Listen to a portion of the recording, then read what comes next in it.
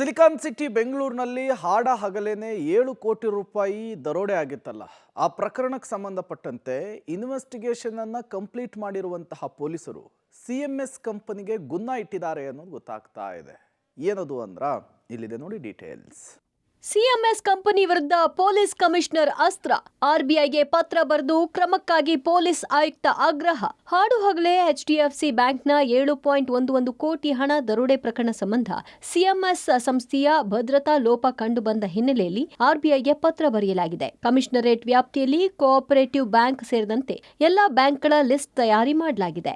Register of ಸೊಸೈಟಿಗೆ ಈಗಾಗಲೇ commissionerate ವ್ಯಾಪ್ತಿಯ ಸಂಸ್ಥೆಗಳ ಲಿಸ್ಟ್ ಕೊಡಲು ಸೂಚನೆ ನೀಡಲಾಗಿದೆ. ನಗರದ ಆಯಾ ವಿಭಾಗದ ಡಿಸಿಪಿಗಳಿಗೆ ತಮ್ಮ ವ್ಯಾಪ್ತಿಯ ಲಿಸ್ಟ್ ತಯಾರಿಕೆಗೆ ಸೂಚನೆ ನೀಡಿದ್ದು, ರಿಜಿಸ್ಟರ್ ಆಫ್ ಸೊಸೈಟಿಯಿಂದ ಮಾಹಿತಿ ಪಡೆದು ಆರ್ಬಿಐ ಮೂಲಕವೇ ವಾರ್ನಿಂಗ್ ಕೊಡಿಸಲು ಪೊಲೀಸರು ಪ್ಲಾನ್ ನಡೆಸಿದ್ದಾರೆ. ಈ ಬಗ್ಗೆ ಈಗಾಗಲೇ ಆರ್ಬಿಐ ಅಧಿಕಾರಿಗಳ ಜೊತೆ ಚರ್ಚೆ ನಡೆಸಿರೋ ಕಮಿಷನರ್ ಬಹುತೇಕ ಈ ವಾರ ಕಮಿಷನರ್ ಕಚೇರಿಯಲ್ಲಿ ಸಭೆ ನಡೆಸುವ ಸಾಧ್ಯತೆ ಇದೆ. ಸಿಬ್ಬಂದಿ ನೇಮಕದಲ್ಲಿ ಎನ್ಒಸಿ ಪಡೆದಿರುವುದು, ದಾಖಲೆ ಪಡೆಯದೆ ಕೆಲಸಕ್ಕೆ ಸಿಬ್ಬಂದಿ ನೇಮಕ, ಸಾಲು ಸಾಲು ಭದ್ರತಾ ಲೋಪವೆಸಗಿ ಕೆಲ ಸಂಸ್ಥೆಗಳ ನಿರ್ಲಕ್ಷ್ಯ ಹಿನ್ನೆಲೆಯಲ್ಲಿ ಆರ್ಬಿಐ ಮೂಲಕವೇ ಪೊಲೀಸರಿಂದ ಮಾರ್ಗಸೂಚಿ ಪ್ರಕಟಣೆಗೆ ನಿರ್ಧರಿಸಲಾಗಿದೆ. ಹೀಗಾಗಿ ಕಳೆದ 5-6 ವರ್ಷಗಳಿಂದ ಸಿಎಂಎಸ್ ಕಂಪನಿಯ ಸಿಬ್ಬಂದಿ ದರೋಡೆ ಕೃತ್ಯದಲ್ಲಿ ಭಾಗಿಯಾಗ್ತಾ ಇದ್ದು, ಕಂಪನಿಯ ಮೇಲೆ ಕ್ರಮ ಕೈಗೊಳ್ಳುವಂತೆ ಒತ್ತಾಯಿಸಲಾಗಿದೆ.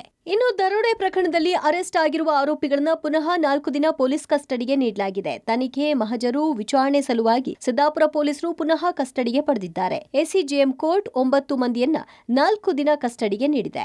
ಹಣಕಾಸಿನ ವಹಿವಾಟಿನಲ್ಲಿ ನಿಯಮ ಪಾಲಿಸದ ಕ್ಯಾಶ್ ಮ್ಯಾನೇಜ್ಮೆಂಟ್ ಕಂಪನಿಗಳ ಮೇಲೆ ಕ್ರಮ ಕೈಗೊಂಡಾಗಲೇ ಇವರೆಲ್ಲ ಬುದ್ಧಿ ಕಲಿಯೋದು. ಆರ್ಬಿಐ ಇಂತಹ ಕಂಪನಿಗಳ ಮೇಲೆ ಕ್ರಮ ಕೈಗೊಳ್ಳಬೇಕಿದೆ. Narasimhamurthy, Gavinagamangala, crime bureau, public TV, Bengaluru.